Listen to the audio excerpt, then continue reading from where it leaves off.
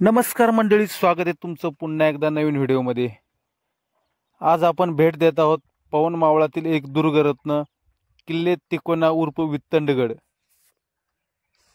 किल्ले तिकोना ते पुणे हे अंतर 60 किलोमीटरचे आहे। पुणे पिरंगुट कोळवण तिकोनापेठ असे गडावरती पोहोचता येते आणि लोणावळ्यापासून अगदी 25 किलोमीटर अंतरावरती हा गड आहे। हा समोर दिसतो तो हा तिकोना, याच्या त्रिकोणी आकारामुळे याला तिकोना असे नाव पडले। गडाच्या पायथ्याशी पार्किंगसाठी भरपूर अशी व्यवस्था आहे। इथे छोटे छोटे हॉटेल्स आहेत, त्यांच्या समोर गाडी पे अँड पार्क करू शकता।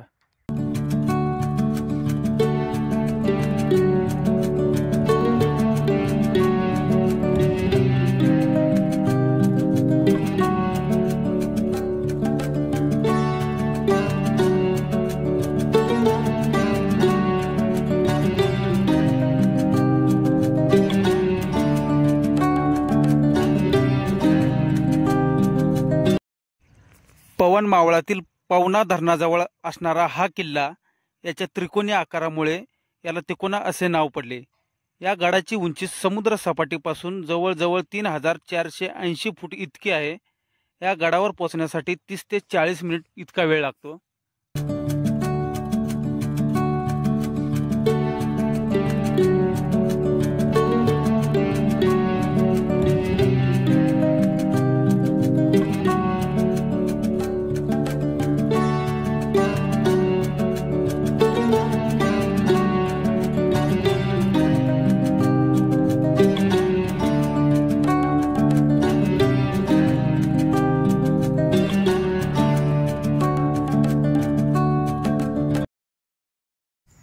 जवळजवळ 35 ते 40 मिनिटाच्या ट्रेक नंतर ह्या खिंडीतून वरती आल्यानंतर आपल्याला गडाचा प्रमुख आणि पहिला असा दरवाजा लागतो, तो हा वेताळ दरवाजा। एका मोठ्याशा खडकामध्ये खोदून तयार केलेला हा वेताळ दरवाजा।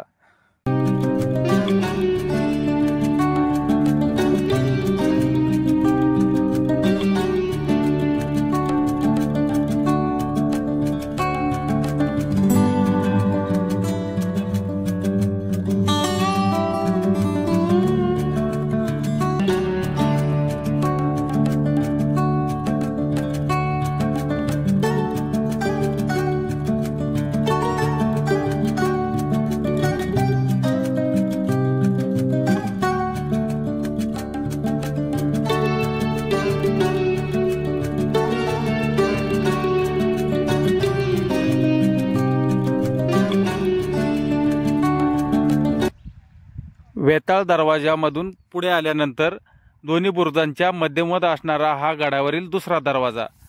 याचे काही अंश शिल्लक आहेत।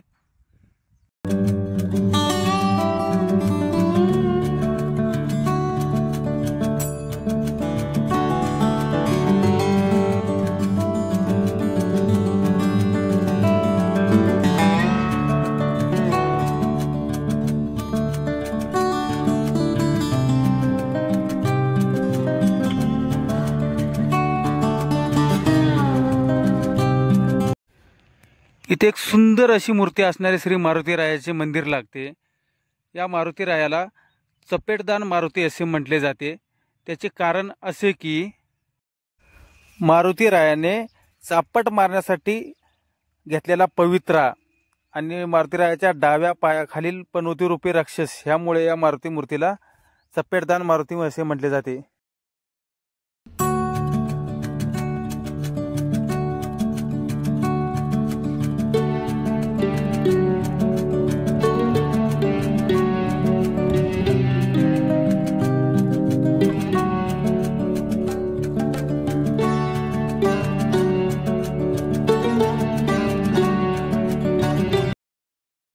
मारुती मंदिरापासून पुढे आल्यानंतर इथे आपल्याला काही वाड्यांचे अवशेष आढळतात।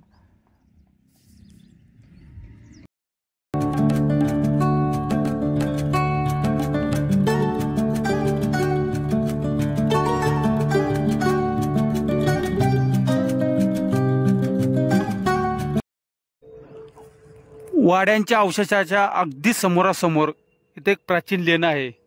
इथे तळजाई देवीचे मंदिर आणि मंदिरासमोर असणारे हे सुंदर असे पाण्याचे टाकं।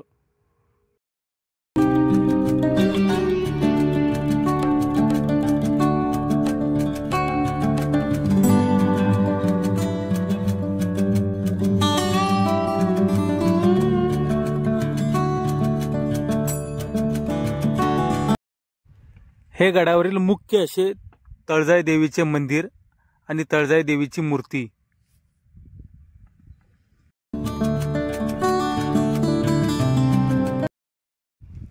ह्या लेण्या जवळजवळ 5 रूम मध्ये विभागल्या गेल्या आहेत.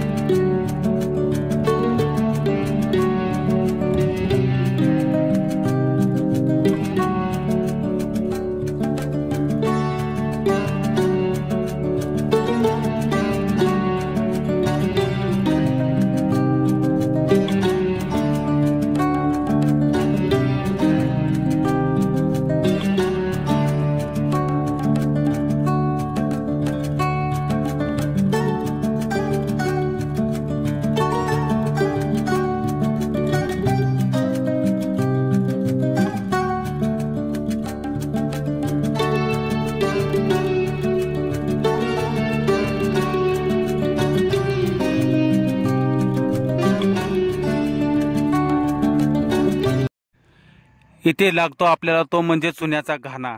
याचा उपयोग पूर्वीच्या काळी बांधकाम क्षेत्रामध्ये प्रामुख्याने केला जायचा.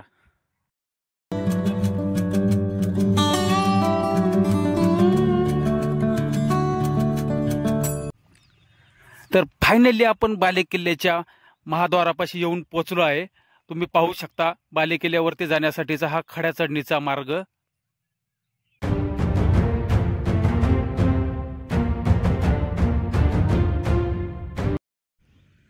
अतिशय प्रसन्न आणि मनाला भुरळ घालणारे हे सह्याद्रीचे देखणे रूप.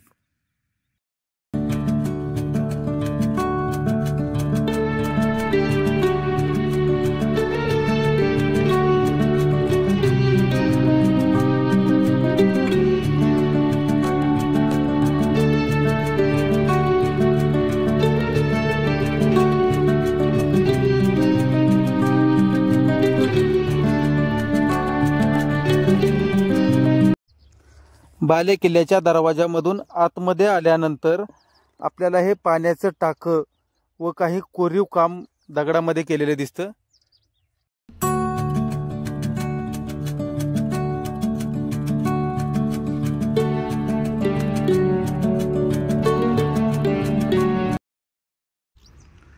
हा मार्ग एकदम खडी चढणीचा असल्यामुळे याच्या दोन्ही बाजूला रोप बसवण्यात आली आहे. हा अक्षरशः दगडामध्ये कोरून बनवलेला पायरी मार्ग आहे.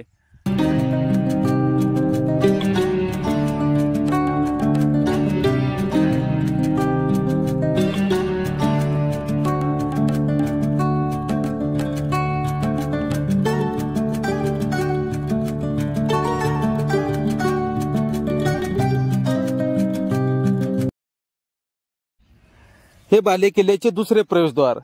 अगदी भक्कमपणे उभे असलेले बालेकिल्ल्याचे दोन्ही प्रवेशद्वार बुरुज आजही ऊन वारा पाऊस यांचा सामना करत शेकडो वर्षापासून दिमाखात उभे आहेत.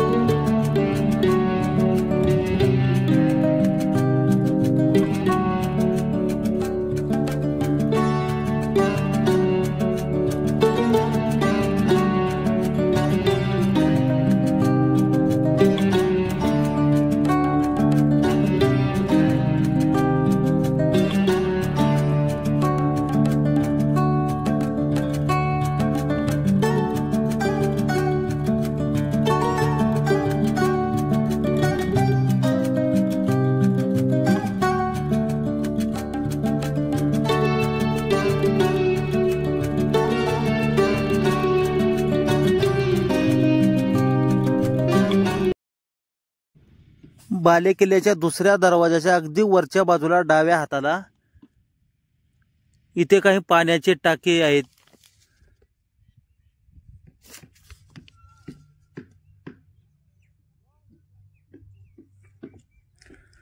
अगदी कातळ खडकामध्ये कोरलेले हे पाण्याचे टाके आहेत इथे.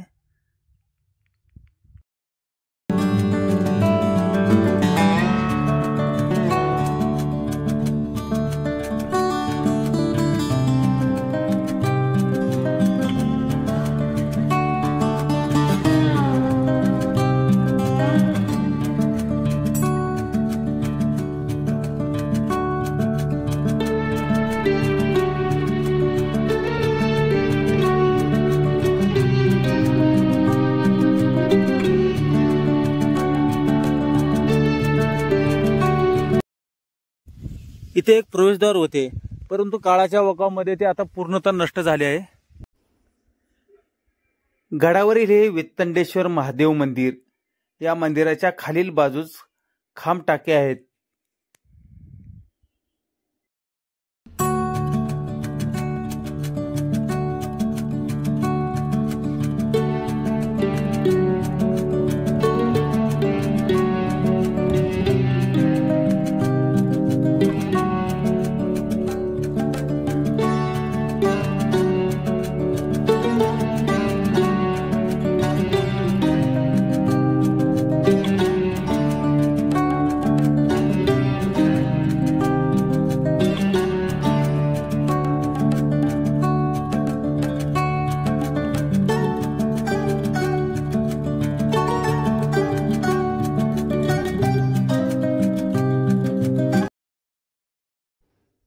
इसवी सन 1585च्या सुमारास निजामशाहीचा सरदार मलिक अहमद याने हा गड जिंकला आणि हा गड निजामशाहीत गेला. छत्रपती शिवाजी महाराजांनी 1657 मध्ये कोकणातील माहुली, लोहगड, विसापूर, सोनगड, तळा व कर्नाळा या गडासोबत हा पण गड स्वराज्यात सामील करून घेतला व कोकणातील सर्व निजामशाही शिवरायांच्या आधिपत्याखाली आली. या गडाचा उपयोग त्या काळी पवन मावळावर देखरेख ठेवण्यासाठी केला जात असे. इसवी सन 1660 मध्ये या भागाच्या सुरक्षितेसाठी नेतोजी पालकर यांची नियुक्ती करण्यात आली होती.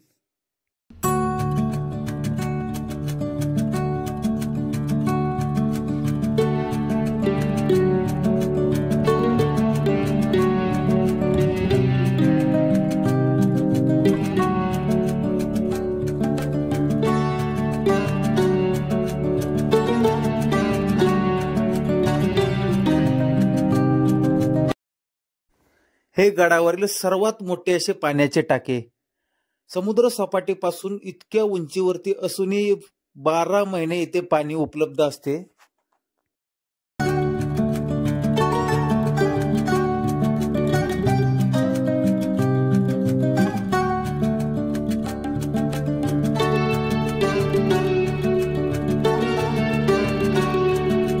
या गडाला 3 भरभक्कम बुरुज आहेत व वित्तंडेश्वर मंदिराच्या बाजूला काही वाड्यांचे अवशेष आढळतात.